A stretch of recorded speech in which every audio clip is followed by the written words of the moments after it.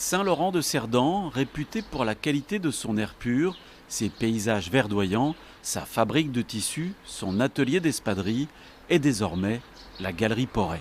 Un lieu de vie culturel étonnant installé par cette franco-polonaise, ancienne danseuse vedette du Lido. Tombée amoureuse du pays catalan, cette touche-à-tout passionnée de culture voulait apporter quelque chose de plus à ce village du Val-Espire. Je veux faire un clin d'œil à la culture catalane parce que d'habitude, j'invite des pianistes du monde entier pour faire des concerts de piano, comme par exemple au mois d'août, un pianiste italien. Et là, pour changer, je me suis dit un peu de culture catalane, quand même dans un petit village catalan, ça serait pas mal.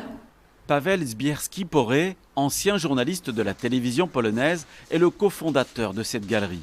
Il a voulu en faire un lieu d'expression, mais aussi de défense des libertés. Ma famille, la famille Porret, défend les libertés en Pologne depuis le XIVe siècle. C'est pourquoi nous exposons régulièrement des journalistes chassés de leur travail par le pouvoir en place.